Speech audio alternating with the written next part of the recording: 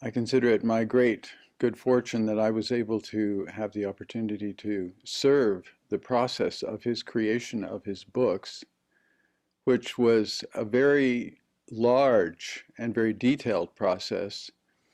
And he had a very specific intention, not only to write everything he wanted to communicate, but to actually write it in his own handwriting, so there could never be any doubt that he was the one who wrote the words in the books.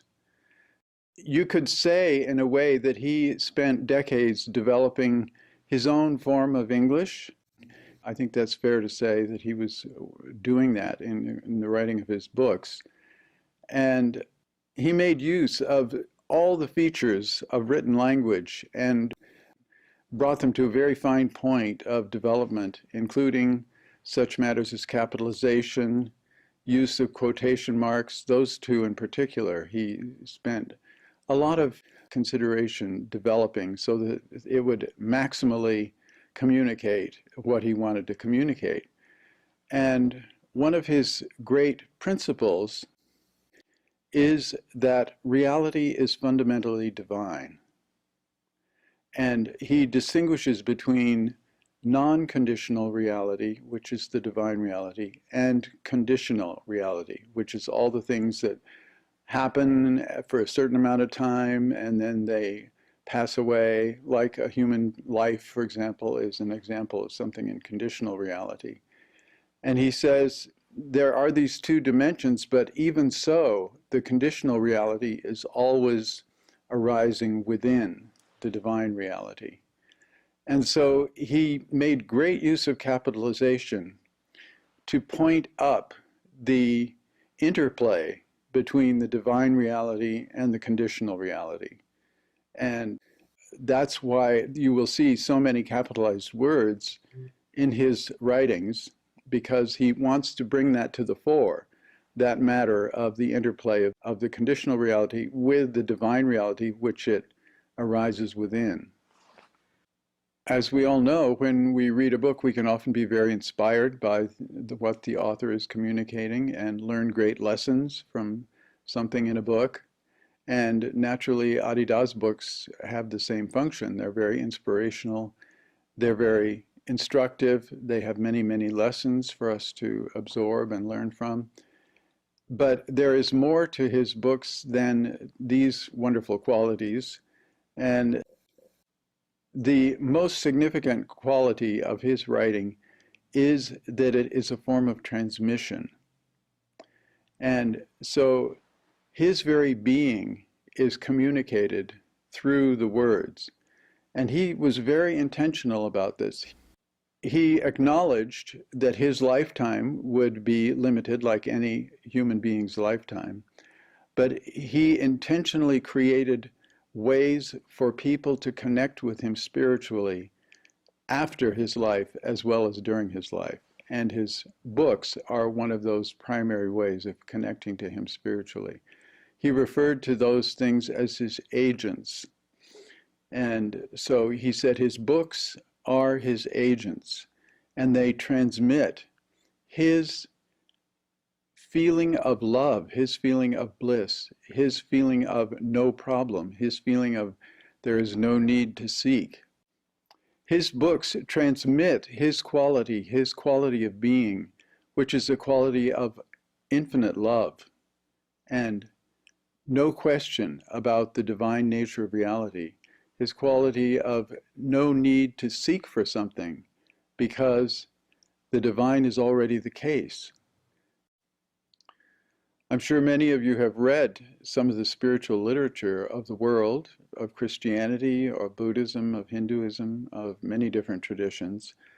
And those kind of books have a unique purpose to draw us into knowing the nature of reality, which some traditions refer to as God, or other traditions may have other ways of referring to them as Buddha or Nirvana or the one being, the one self, and so forth. And to understand, to actually deeply understand the nature of reality and to be instructed in a practice that deepens that understanding of reality is the great function of spiritual literature. And of course, this is exactly what Avatar Adidas Samraj intended to do with his books.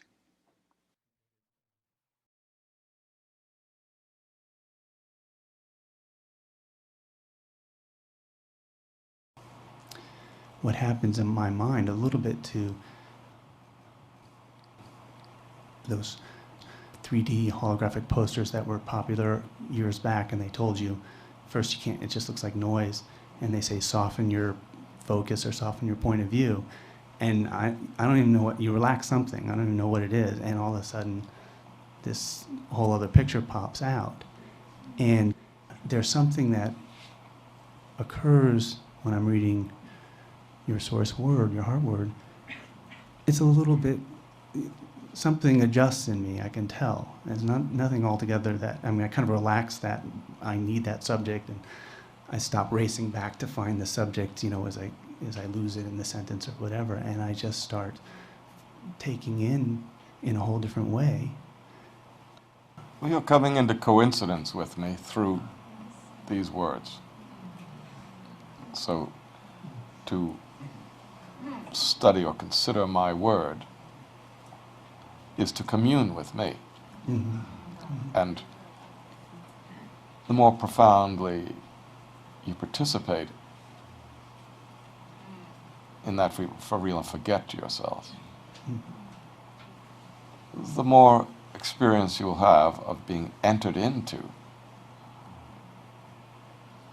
communion with me to the point of being aware, in some fundamental sense aware, of my state. And so to approach me through my word is a form of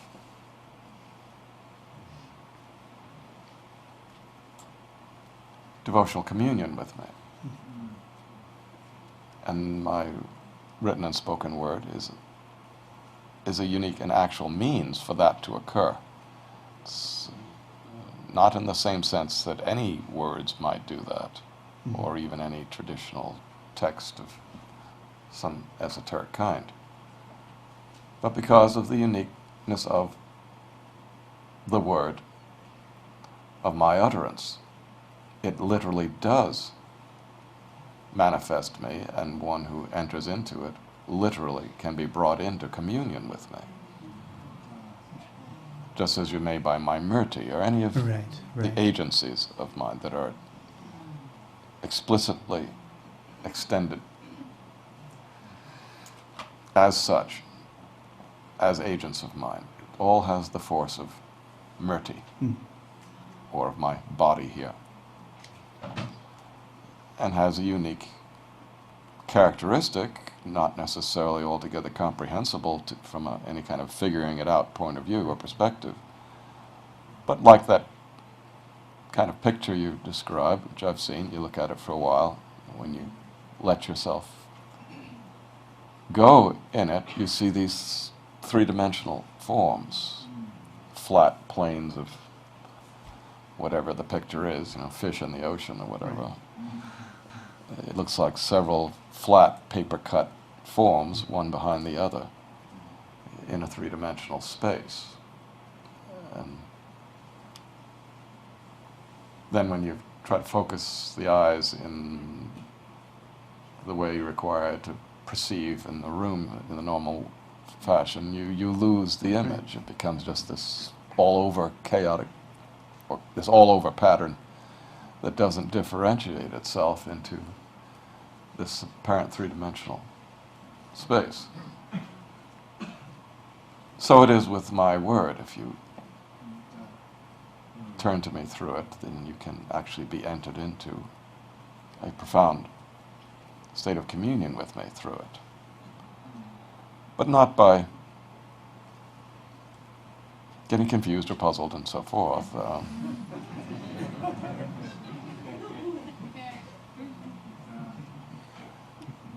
And straining over the language and developing some problematic analytical thinking process.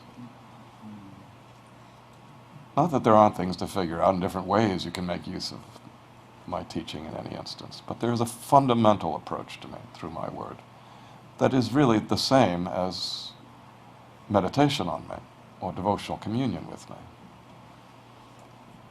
And the words bring you into that domain of mine, much as if you relax into a certain way of perceiving, you can see the three-dimensional picture in those computer-generated images you've described.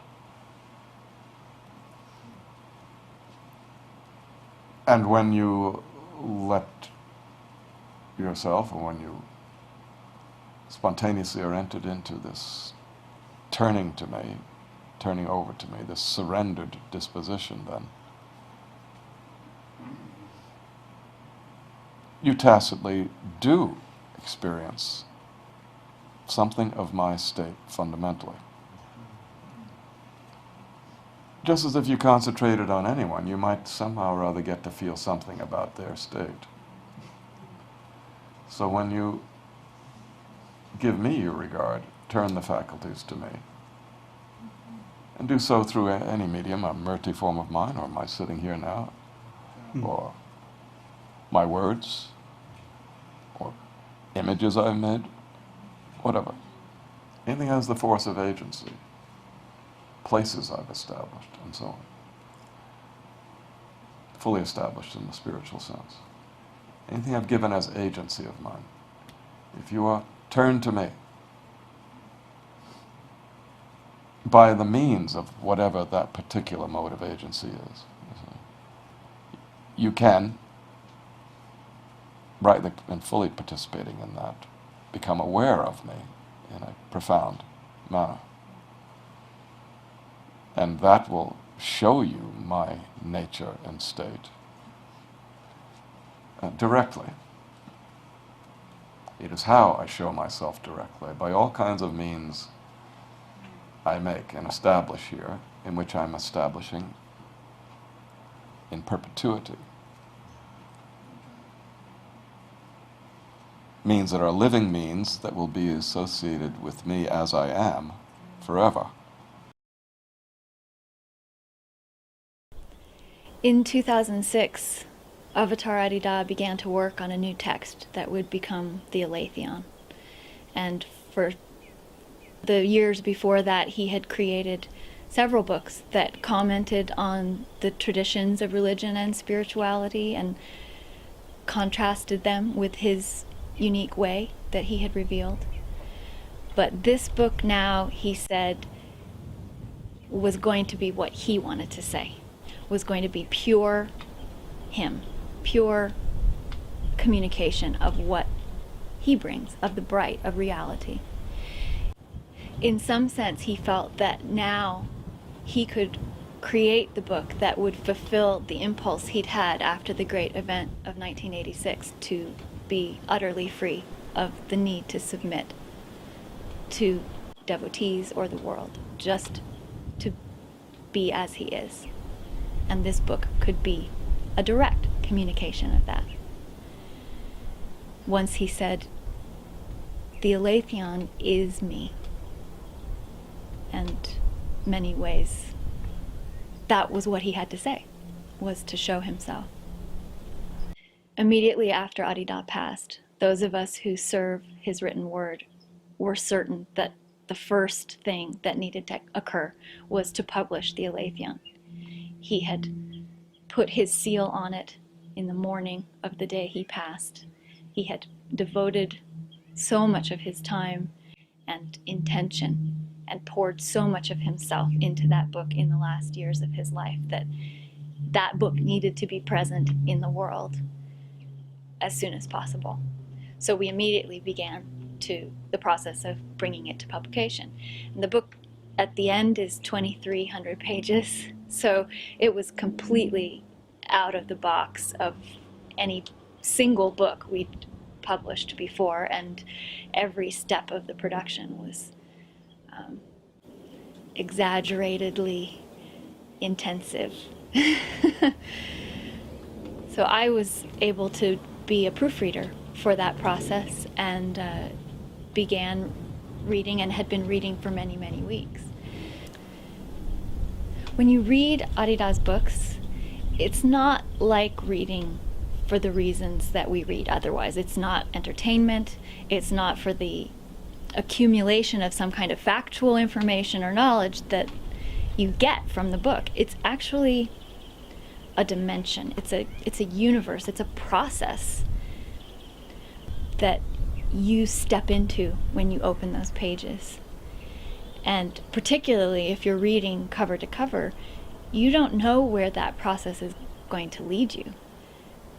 And in any moment in that process, you can't necessarily judge, is it working or not? You're in a process, and you have to trust that it's going to reveal itself. So I was in that process with the Aletheon in the proofreading, and thousands of pages deep into it. And this one particular night, very towards the end of the proofreading process, I had my little proofreading table out, and I was reading one of the final major essays in the book where Avatar Adida really says who he is. He really confesses the direct nature of his bright revelation. And as I was reading the words, suddenly it was as if the room had been transported to another climate or another dimension. The air thickened and filled with Adida's presence. Not visually, I couldn't see him. It wasn't like I was having a vision of him. He was floating in. It was pervading everything. I was not separate from it. It was him. It was his presence. And it was clear to me that that was the import of the process of this book.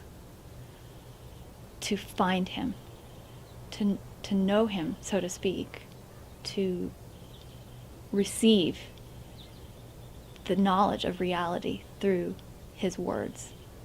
It wasn't philosophy.